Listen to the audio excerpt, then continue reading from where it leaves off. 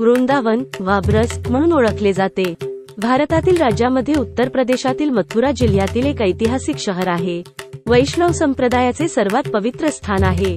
हे स्थित ब्रजभूमी व्रजमंडल प्रदेशात आहे आणि हिंदू धर्मानुसार भगवान श्रीकृष्णाने त्यांचे बालपणाचे दिवस येथे घालवले।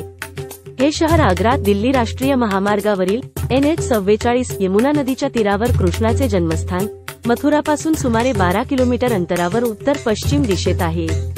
या शहरात राधा आणि कृष्ण यांची पूजा करण्यासाठी समर्पित अनेक मंदिरे आहेत। एक शहर असून कृष्णाचे बाललीला स्थल असल्याचे मानले जाते। लाठमार होली हा भारत देशाच्या उत्तर प्रदेश राज्यात साजरा होणारा होळी उत्सव आहे। मथुरा वृंदावन या कृष्ण भक्तीसाठी प्रसिद्ध असलेल्या ठिकाणी या उत्सवाचे विशेष महत्त्व आहे। पौराणिक कथेनुसार मानले जाते की श्रीकृष्णाने राधा आणि तिच्या सख्यांची खोडी काढली आणि त्यांना चिडवले। त्यामुळे गोपी कृष्णावर आणि त्याच्या मित्रांवर लाठी उगारू लागल्या। ते पाहून कृष्ण आणि त्याचे सर्व सवंगडी पाळायला लागले।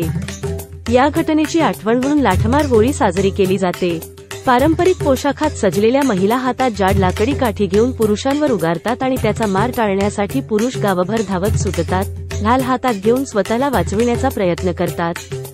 यामध्ये मनोरंजन आणि खेळ असाही हेतू आहे।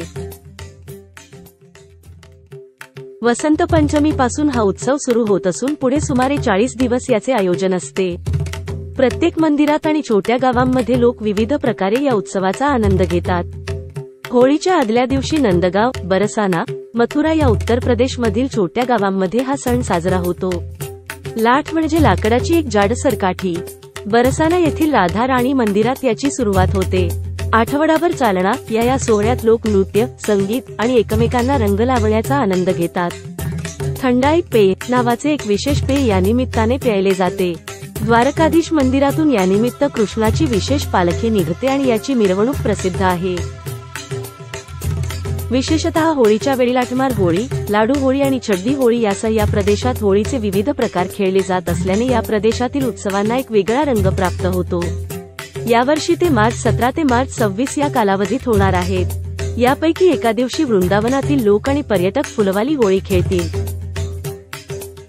होळी 2024 सोमवारी मार्च 25 रोजी संपूर्ण भारतभर साजरी केली जाईल।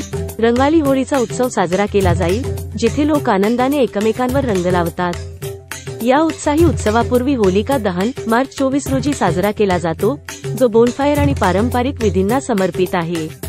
त्याआधी यंदा 20 मार्चला म्हणजेच आज वृंदावनात फुलवाली होळी साजरी केली जाणार आहे। फुलवाली होळीच्या वेळी भाविक फुलांच्या नैसर्गिक रंगापासून बनवलेल्या फुलांनी आणि रंगांनी होळी खेळतात।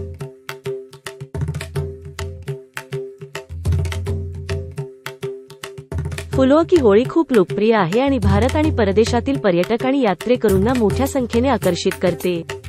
हा प्रिय कार्यक्रम केवळ भारताच्या समृद्ध चालीरीती आणि परंपरांचे प्रदर्शन करत नाही, तर सांस्कृतिक देवाणघेवाण आणि परस्पर समंजसपणाचे व्यासपीठ म्हणून काम करतो।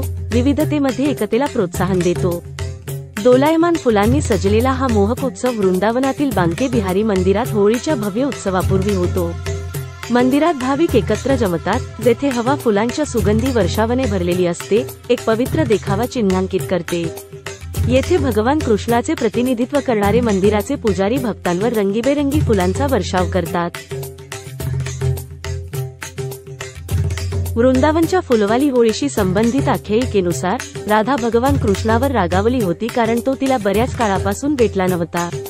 हे कळताच कृष्णाने ताबडतोब राधा राणीची भेट घेतली। फाल्गुन महिन्याच्या कृष्ण पक्षाच्या दुसऱ्या दिवशी त्यांचे आगमन झाले। कृष्णाला पाहताच राधा प्रसन्न झाली आणि त्यामुळे सर्वत्र आनंदाचे वातावरण निर्माण झाले। राधाला शांत करण्यासाठी भगवान कृष्णाने एक फुललेले फूल तोडले आणि तिला चिडवण्यासाठी तिच्यावर फेकले। राधानेही तेच केले। हे पाहून तेथे उपस्थित गोपींनीही एकमेकांवर पुष्पवृष्टी सुरू केली। त्यामुळे यातूनच फुलांनी होळी खेळण्याची परंपरा सुरू झाली, जी फुलवालो की होळी म्हणून प्रसिद्ध झाली असे मानले जाते। मग या ऐतिहासिक ठिकाणासाठी तुमच्या पुढच्या प्रवासासाठी तुमचे मत काय आहे?